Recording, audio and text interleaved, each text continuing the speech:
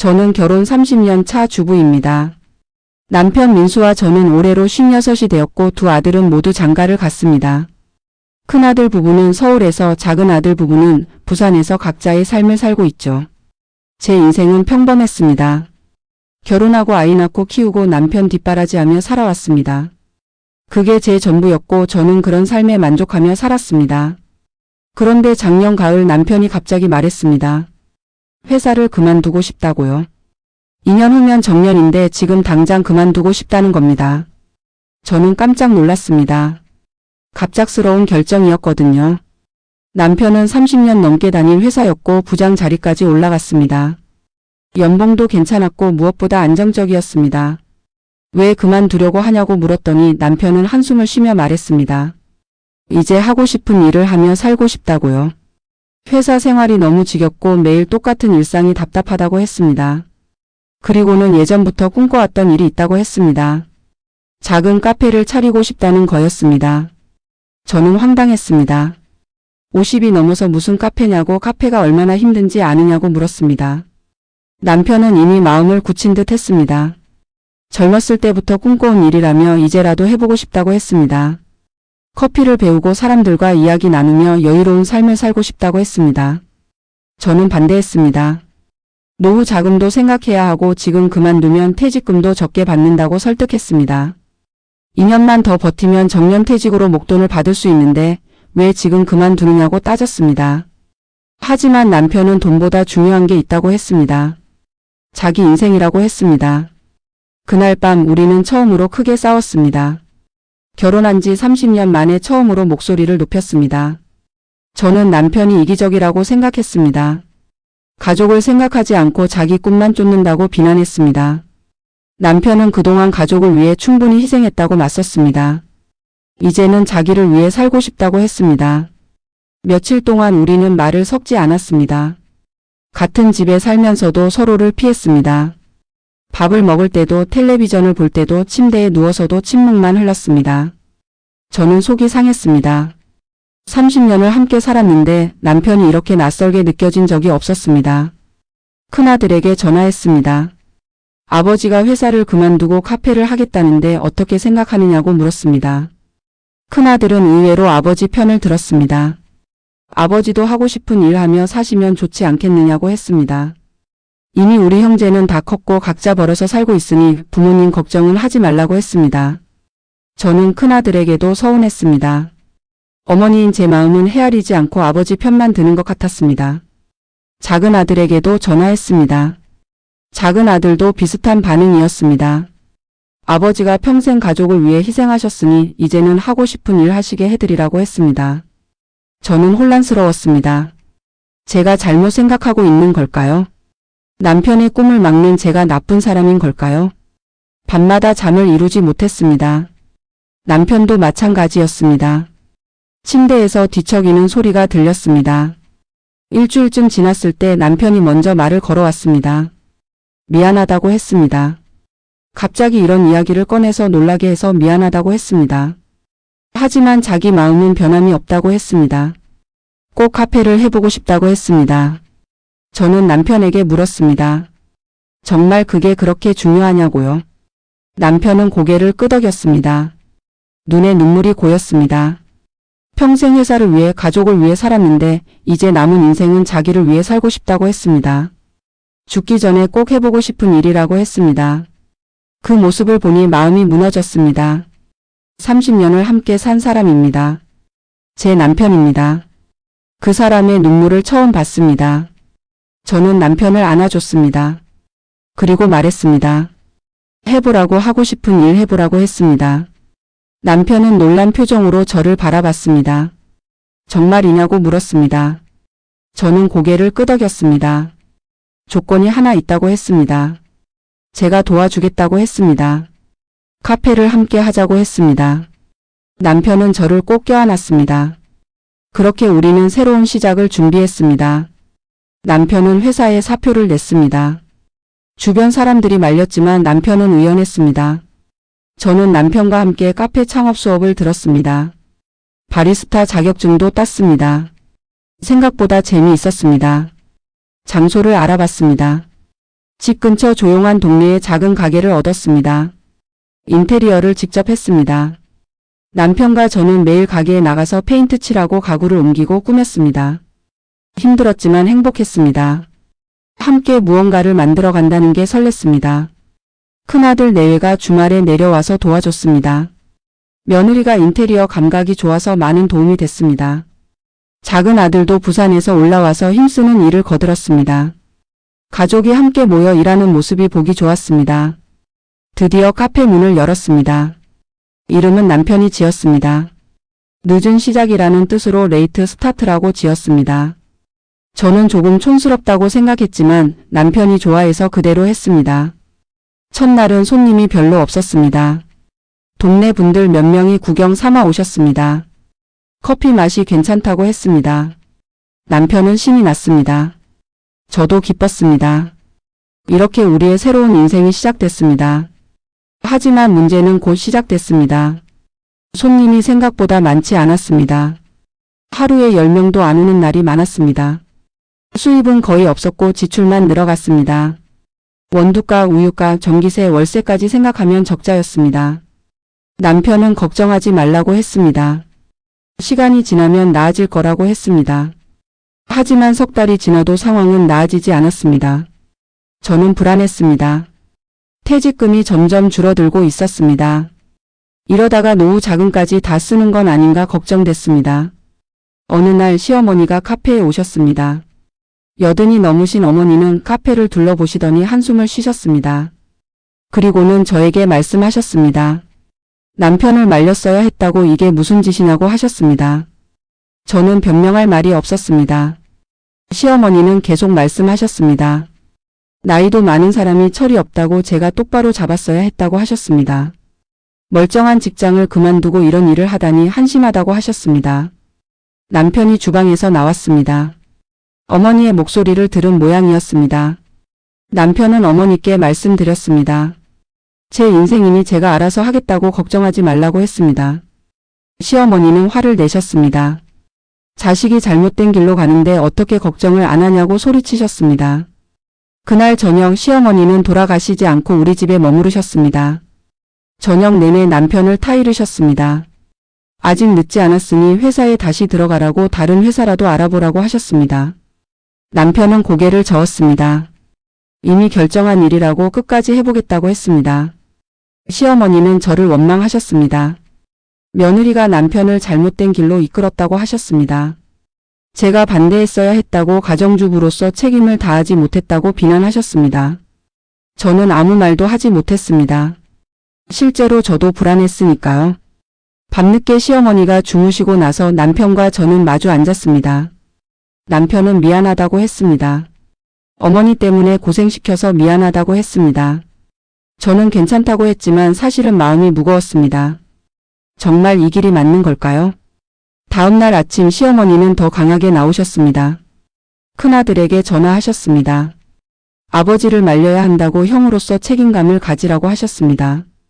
큰아들은 난처해했습니다. 할머니와 아버지 사이에서 어떻게 해야 할지 몰라 했습니다. 결국 주말에 온 가족이 모였습니다. 큰아들 내외, 작은아들 내외, 그리고 시어머니까지 모두 우리 집에 모였습니다. 시어머니는 가족회의를 하자고 하셨습니다. 아버지의 무모한 도전을 막아야 한다고 하셨습니다. 큰며느리 수진이가 먼저 말했습니다. 장인 어른께서 하고 싶은 일을 하시는 게 뭐가 나쁘냐고 했습니다. 요즘은 50 넘어서 새로운 도전을 하는 분들이 많다고 했습니다. 시어머니는 수진이를 노려보셨습니다. 시집 19일에 며느리가 나서지 말라고 하셨습니다. 작은 아들 준호가 말했습니다. 아버지 인생이니까 아버지가 결정하실 일이라고 했습니다. 자식들이 이래라 저래라 할 일이 아니라고 했습니다.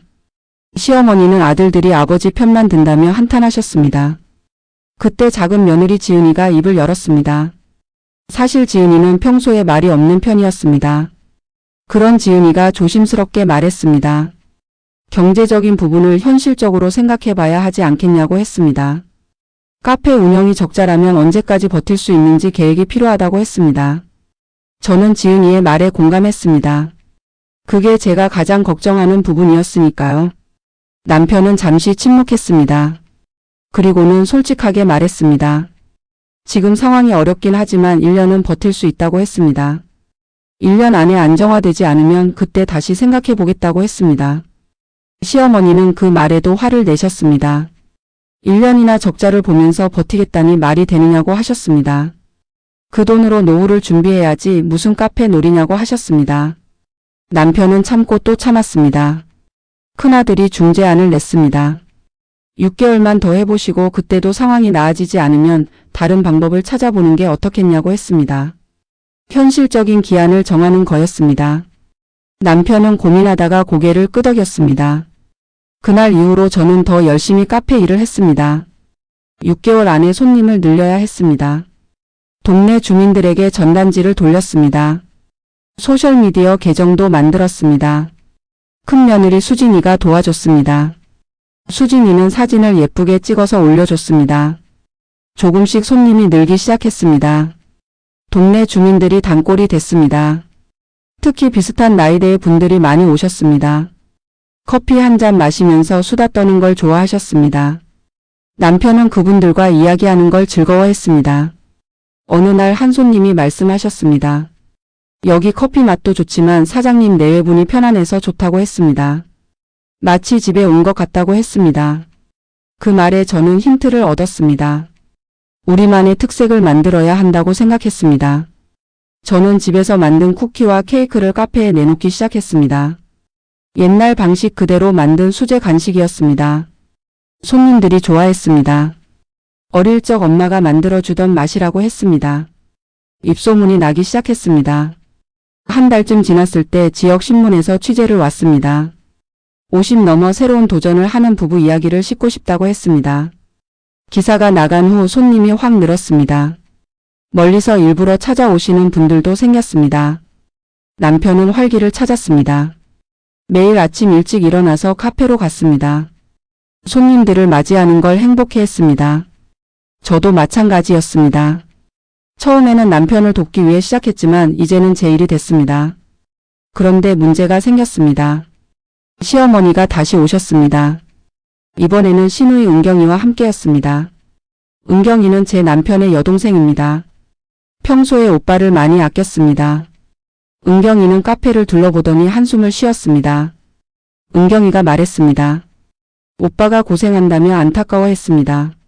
멀쩡한 회사를 그만두고 이런 힘든 일을 하다니 이해가 안 된다고 했습니다. 그리고는 저를 탓했습니다. 올케가 오빠를 말렸어야 했다고 집안 살림을 제대로 챙기지 못한다고 했습니다. 저는 억울했습니다. 제가 반대했었다고 하지만 남편의 꿈을 존중해 주기로 했다고 설명했습니다. 은경이는 코웃음을 쳤습니다. 꿈이 밥 먹여주냐며 현실을 모르는 소리라고 했습니다. 시어머니도 거들었습니다. 며느리가 집안을 망치고 있다고 하셨습니다. 아들이 말년을 고생하는 게 다 며느리 때문이라고 하셨습니다.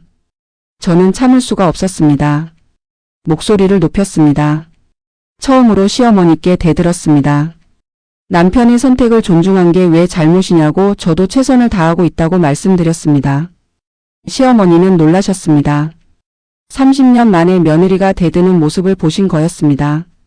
남편이 달려왔습니다. 손님들 앞에서 무슨 짓이냐며 어머니와 은경이를 말렸습니다. 시어머니는 서운해하셨습니다. 자식이 어머니보다 며느리 편을 든다며 눈물을 보이셨습니다. 그날 저녁 집으로 돌아온 우리는 말이 없었습니다. 남편도 저도 지쳐 있었습니다. 가족들의 반대가 이렇게 힘들 줄 몰랐습니다. 남편이 먼저 말했습니다.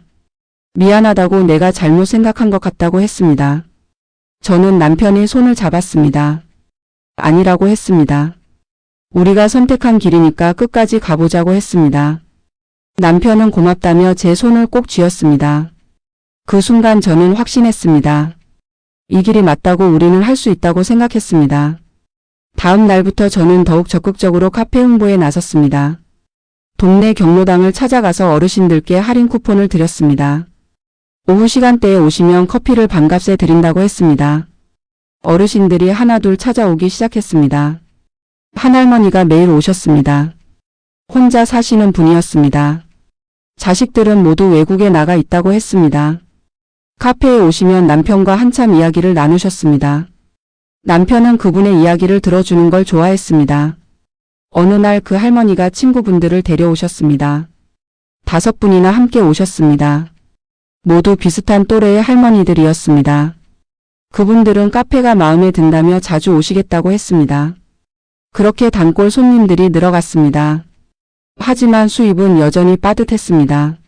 할인을 많이 해드리다 보니 남는 게 없었습니다. 저는 고민했습니다. 어떻게 하면 수익을 늘릴 수 있을까요? 남편에게 말했습니다. 저녁 시간에도 카페를 열면 어떻겠냐고요. 남편은 고개를 저었습니다. 저녁까지 일하면 너무 힘들 것 같다고 했습니다. 저는 괜찮다고 했습니다. 우리가 조금만 더 힘내면 된다고 설득했습니다. 남편은 망설이다가 동의했습니다. 저녁 영업을 시작했습니다. 커피 대신 와인과 맥주도 팔기 시작했습니다. 간단한 안주도 준비했습니다. 처음에는 손님이 없었습니다. 하지만 며칠 지나자 젊은 손님들이 찾아왔습니다. 동네 직장인들이었습니다. 어느 날 저녁 큰아들 내외가 깜짝 방문했습니다. 서울에서 일부러 내려온 거였습니다. 수진이가 임신 소식을 전했습니다. 3달이 됐다고 했습니다. 저는 너무 기뻤습니다. 첫 손주였습니다. 남편도 기뻐했습니다. 그날 저녁은 카페를 일찍 닫고 축하 파티를 했습니다. 작은 아들 내외도 급히 올라왔습니다. 온 가족이 모여서 기쁨을 나눴습니다. 시어머니께도 전화를 드렸습니다. 시어머니는 기뻐하시면서도 한편으로는 걱정하셨습니다. 손주를 봐주려면 어떻게 할 거냐고 물으셨습니다. 카페 일을 하면서 손주를 돌볼 수 있겠냐고 하셨습니다. 저는 그 생각을 못하고 있었습니다. 수진이가 말했습니다. 걱정하지 말라고 자기들이 알아서 할 거라고 했습니다. 하지만 저는 마음이 무거웠습니다. 할머니로서 손주를 돌봐줘야 하는데 카페 일 때문에 그러지 못할 것 같았습니다. 밤에 남편과 이야기했습니다. 어떻게 해야 할지 고민했습니다. 남편이 말했습니다. 카페를 줄이면 어떻겠냐고요. 저녁 영업을 없애고 오후에만 카페를 여는 거였습니다. 그러면 손주도 돌보고 카페 일도 할 수 있다고 했습니다. 저는 그 방법이 좋다고 생각했습니다. 다음날 단골 손님들께 말씀드렸습니다. 앞으로 저녁 영업은 하지 않는다고 했습니다. 손님들은 아쉬워했지만 이해해 주셨습니다. 대신 오후 시간을 더 알차게 만들기로 했습니다. 저는 새로운 메뉴를 개발했습니다. 손수 만든 빵과 샌드위치를 팔기 시작했습니다. 아침 일찍 일어나서 빵을 굽고 준비했습니다. 힘들었지만 보람이 있었습니다. 손님들이 맛있다며 자주 사가셨습니다. 한 달쯤 지났을 때 처음으로 흑자를 냈습니다. 많은 돈은 아니었지만 의미가 컸습니다. 남편과 저는 서로를 껴안고 기뻐했습니다. 드디어 해냈다는 생각이 들었습니다. 그런데 그때 시누이 은경이에게서 연락이 왔습니다. 급한 일이 생겼으니 만나자고 했습니다. 저는 불안한 마음으로 은경이를 만났습니다. 은경이는 심각한 표정이었습니다. 은경이가 말했습니다. 어머니가 많이 편찮으시다고 했습니다. 최근에 건강검진을 받았는데 결과가 좋지 않다고 했습니다. 심장에 문제가 있다고 했습니다. 수술이 필요할 수도 있다고 했습니다. 저는 충격을 받았습니다. 시어머니가 그렇게 아프신 줄 몰랐습니다. 은경이는 오빠에게 알려달라고 했습니다. 그리고 어머니를 더 잘 모셔야 한다고 했습니다. 이제 카페 일은 그만두고 어머니를 돌봐야 하지 않겠냐고 했습니다. 집에 돌아와서 남편에게 말했습니다. 남편은 얼굴이 하얗게 질렸습니다. 당장 어머니께 달려갔습니다. 저도 함께 갔습니다. 시어머니는 침대에 누워 계셨습니다. 많이 수척해 보이셨습니다. 남편은 어머니 손을 잡고 울었습니다. 왜 말씀을 안 하셨냐고 아들한테 말해야 하는 거 아니냐고 했습니다. 시어머니는 아들 걱정시키기 싫었다고 하셨습니다. 카페 일로도 힘들 텐데 어머니 걱정까지 시키고 싶지 않았다고 하셨습니다. 저는 눈물이 났습니다. 시어머니가 그런 마음을 갖고 계셨다는 게 미안했습니다. 그동안 시어머니와 많이 부딪혔습니다. 시어머니가 저희를 반대하셨고 저도 시어머니가 원망스러웠습니다. 하지만 지금 이 순간 그런 건 다 중요하지 않았습니다. 남편이 결정했습니다. 카페는 잠시 쉬고 어머니를 모시겠다고 했습니다. 저도 동의했습니다. 가족이 우선이었습니다. 카페는 나중에 다시 생각하면 됐습니다. 시어머니를 저희 집으로 모셨습니다. 병원 치료를 받으면서 집에서 요양하기로 했습니다. 카페는 임시 휴업 안내문을 붙였습니다. 단골 손님들이 걱정하셨지만 사정을 말씀드리니 이해해 주셨습니다. 저는 시어머니를 정성껏 돌봤습니다. 아침마다 건강식을 만들어 드렸습니다. 남편은 어머니 옆에서 책을 읽어 드렸습니다. 시어머니는 고마워하셨습니다. 며느리한테 미안하다고 하셨습니다. 저는 시어머니께 말씀드렸습니다. 미안하실 거 없다고 당연한 일이라고 했습니다. 시어머니는 제 손을 잡으셨습니다. 그동안 며느리를 힘들게 해서 미안하다고 하셨습니다. 카페 일을 반대한 것도 며느리를 탓한 것도 미안하다고 하셨습니다. 시어머니가 말씀하셨습니다. 사실 아들이 행복해 보여서 부러웠다고 하셨습니다. 자기 하고 싶은 일을 하며 사는 모습이 보기 좋았다고 하셨습니다.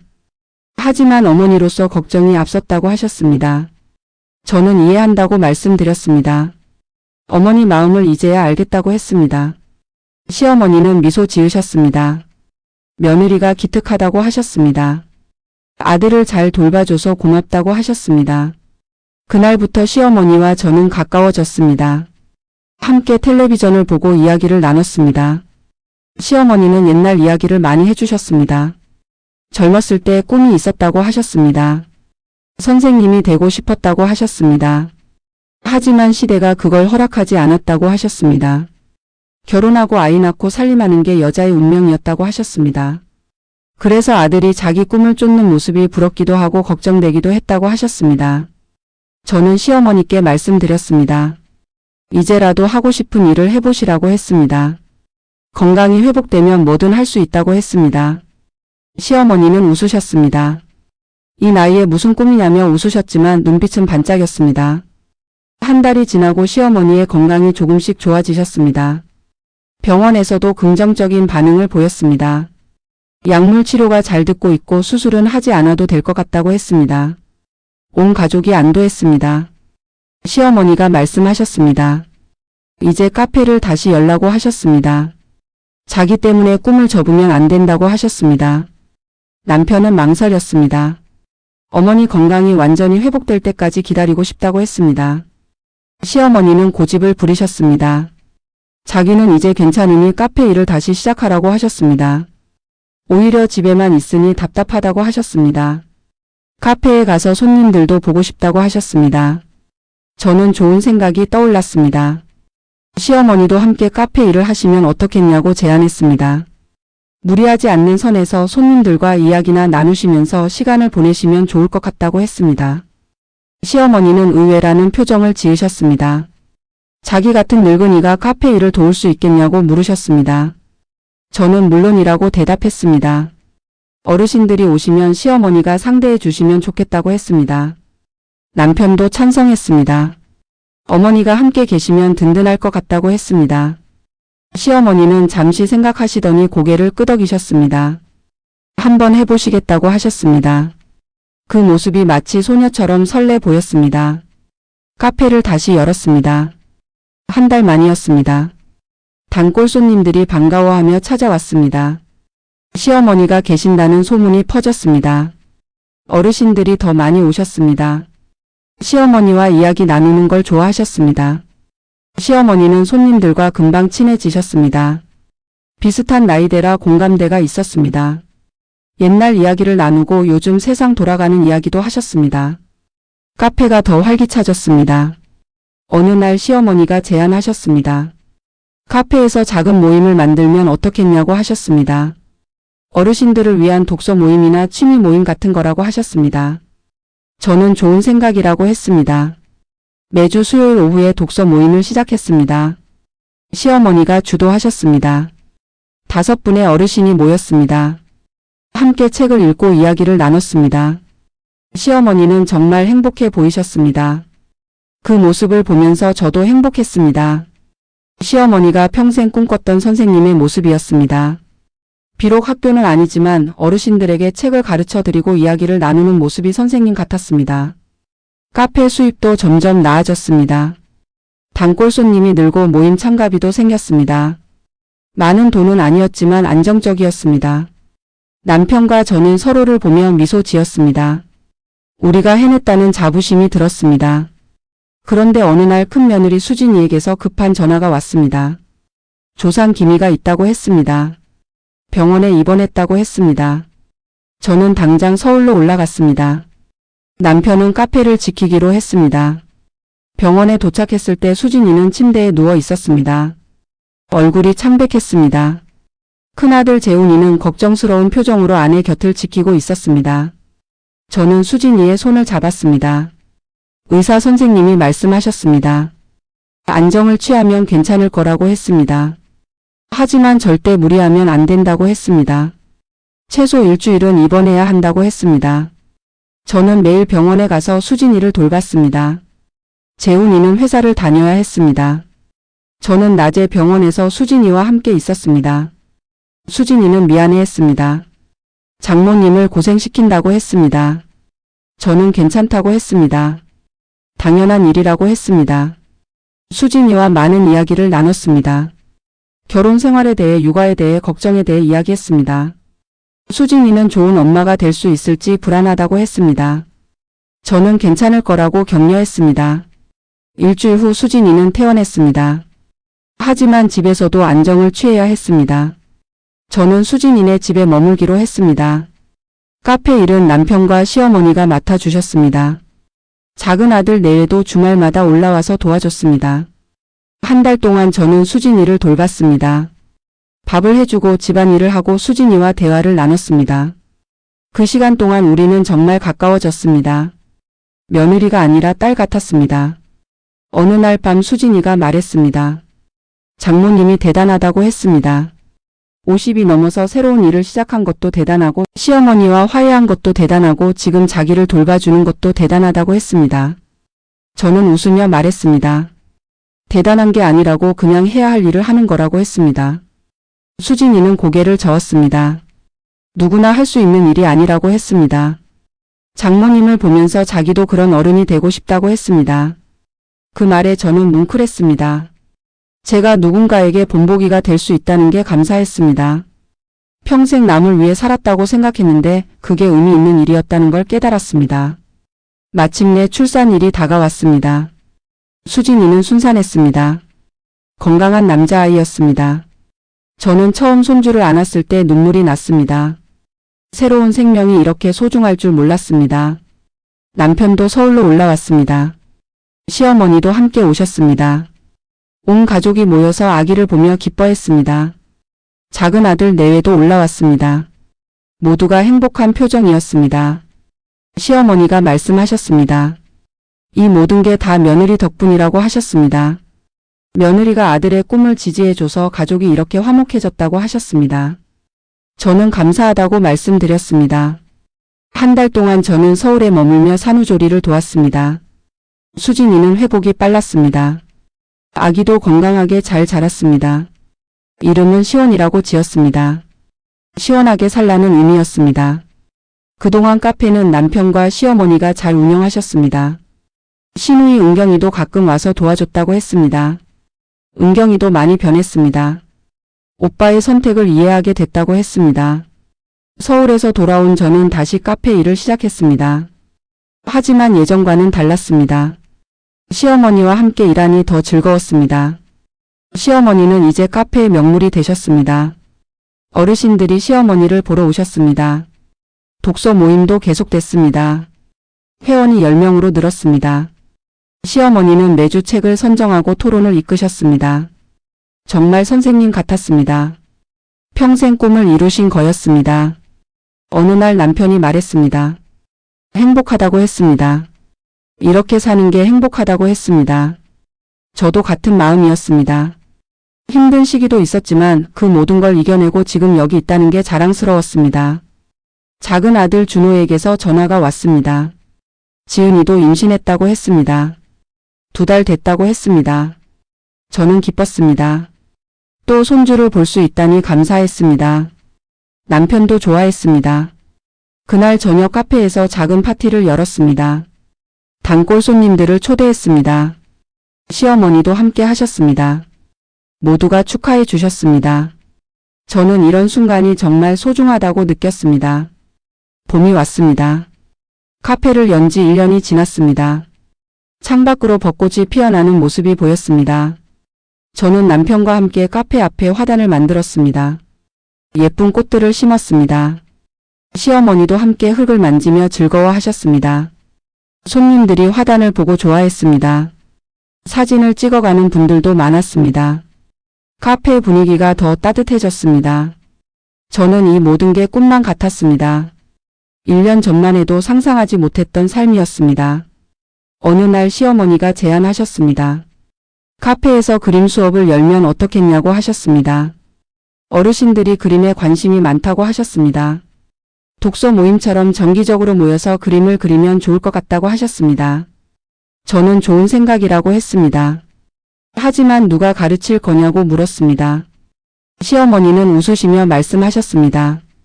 동네에 퇴직한 미술 선생님이 계신다고 했습니다. 그분께 부탁하면 될 것 같다고 하셨습니다. 시어머니는 그 선생님을 만나러 가셨습니다. 저도 함께 갔습니다. 선생님은 칠순이 넘으신 분이었습니다. 평생 중학교에서 미술을 가르치셨다고 했습니다. 은퇴 후에는 집에서 지내신다고 했습니다. 시어머니가 제안을 드렸습니다. 카페에서 어르신들을 위한 그림 수업을 열어달라고 부탁했습니다. 선생님은 흔쾌히 승낙하셨습니다. 오히려 감사하다고 하셨습니다. 은퇴 후에 무료하게 지냈는데 좋은 기회라고 하셨습니다. 그렇게 매주 금요일 오후에 그림 수업이 시작됐습니다. 첫 수업에 8분이 오셨습니다. 모두 60 넘으신 분들이었습니다. 처음 붓을 잡아보는 분들도 계셨습니다. 선생님은 친절하게 가르쳐 주셨습니다. 저는 수업 시간에 차와 간식을 대접했습니다. 쉬는 시간에 어르신들과 이야기를 나눴습니다. 그림을 그리는 게 이렇게 즐거운 줄 몰랐다고 하셨습니다. 젊었을 때 하지 못한 일을 지금 하니 행복하다고 하셨습니다. 한할머니가 말씀하셨습니다. 평생 살림만 하다가 이제야 자기 시간을 갖게 됐다고 하셨습니다. 그림을 그리면서 마음이 편해진다고 하셨습니다. 다른 분들도 고개를 끄덕이셨습니다. 그 모습을 보면서 저는 깨달았습니다. 카페가 단순히 커피를 파는 곳이 아니라는 걸 알았습니다. 이곳은 사람들이 모여서 꿈을 이루고 새로운 시작을 하는 공간이었습니다. 나이는 숫자일 뿐이라는 말이 실감났습니다. 큰며느리 수진이가 아기를 데리고 카페에 왔습니다. 시원이는 벌써 3달이 됐습니다. 통통하게 잘 자랐습니다. 손님들이 아기를 보며 좋아했습니다. 시어머니는 시원이를 안고 행복한 표정을 지으셨습니다. 수진이가 말했습니다. 장모님 카페가 동네에서 유명하다고 했습니다. 인터넷에도 소문이 났다고 했습니다. 50 넘어 꿈을 이룬 부부의 이야기가 감동적이라고 했습니다. 저는 쑥스러웠지만 기분이 좋았습니다. 작은 며느리 지은이도 배가 불러온 모습으로 남편 준호와 함께 카페에 왔습니다. 지은이는 카페가 정말 멋지다고 했습니다. 나중에 자기도 이런 일을 해보고 싶다고 했습니다. 준호는 아내를 다정하게 바라봤습니다. 그날 저녁 온 가족이 카페에 모였습니다. 남편, 저, 시어머니, 큰아들 내외와 시원이, 작은아들 내외까지 모두 함께였습니다. 시누이 은경이도 남편과 아이들을 데리고 왔습니다. 카페가 가득 찼습니다. 저는 가족들을 바라보며 행복했습니다. 1년 전만 해도 갈등이 많았습니다. 서로 이해하지 못했고 걱정만 했습니다. 하지만 지금은 모두가 웃고 있었습니다. 서로를 응원하고 지지했습니다. 남편이 일어나서 말했습니다. 가족들에게 감사하다고 했습니다. 특히 아내인 저에게 고맙다고 했습니다. 자기 꿈을 지지해줘서 함께 이뤄줘서 감사하다고 했습니다. 남편의 눈에 눈물이 맺혔습니다. 저도 일어나서 말했습니다. 남편에게 고맙다고 했습니다. 새로운 도전을 하게 해줘서 인생의 후반전을 의미 있게 살게 해줘서 감사하다고 했습니다. 가족들이 박수를 쳤습니다. 시어머니가 말씀하셨습니다. 처음에는 반대했지만 지금은 이해한다고 하셨습니다. 아들과 며느리가 용기 있게 선택한 덕분에 자기도 늦은 꿈을 이뤘다고 하셨습니다. 독서 모임을 이끌면서 평생 꿈꿨던 선생님이 된 것 같다고 하셨습니다. 큰아들 재훈이가 말했습니다. 부모님을 보면서 많이 배운다고 했습니다. 나이가 들어도 도전할 수 있다는 것, 꿈을 포기하지 않아야 한다는 것을 배웠다고 했습니다. 자기도 그렇게 살고 싶다고 했습니다. 작은 아들 준호도 말했습니다.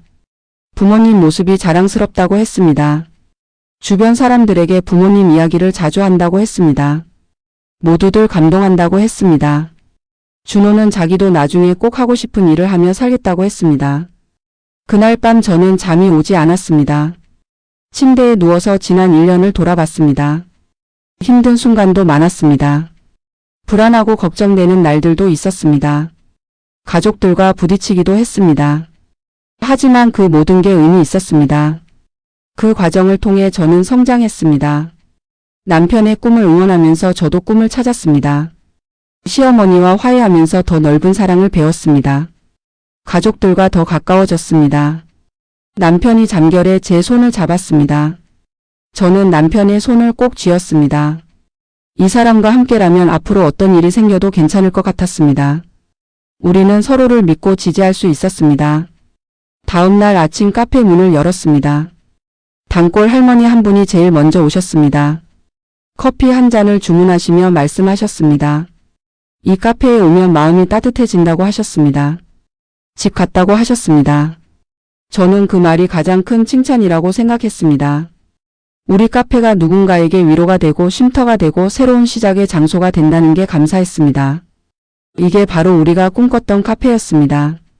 오후에 독서 모임이 있었습니다. 시어머니는 열심히 준비하셨습니다. 오늘 읽을 책은 노년의 삶에 관한 에세이였습니다. 회원들이 하나둘 모였습니다. 모두 설레는 표정이었습니다. 저는 주방에서 차를 준비하며 생각했습니다. 인생의 후반전이 이렇게 아름다울 수 있다는 걸 몰랐습니다. 50이 끝이 아니라 새로운 시작일 수 있다는 걸 배웠습니다. 배우자의 꿈을 응원하는 것, 그게 바로 사랑이라는 걸 알았습니다. 함께 꿈을 이뤄가는 것, 서로를 지지하고 격려하는 것, 그게 부부가 함께 늙어가는 아름다운 방법이라는 걸 깨달았습니다. 창밖으로 따뜻한 봄 햇살이 들어왔습니다. 카페는 손님들의 웃음소리로 가득했습니다. 남편은 카운터에서 커피를 내리고 시어머니는 손님들과 이야기를 나누고 저는 주방에서 빵을 굽고 있었습니다. 이것이 우리의 인생 후반전이었습니다. 늦었다고 생각할 때가 가장 빠른 때라는 말이 맞았습니다. 꿈을 꾸는데 나이는 중요하지 않았습니다. 중요한 건 용기였고 서로를 향한 믿음이었고 끝까지 포기하지 않는 마음이었습니다. 저는 미소를 지으며 차를 들고 홀로 나갔습니다. 새로운 하루가 시작되고 있었습니다. 그리고 저는 알고 있었습니다. 우리의 이야기는 아직 끝나지 않았다는 것을, 앞으로도 계속될 아름다운 여정이라는 것을 말입니다.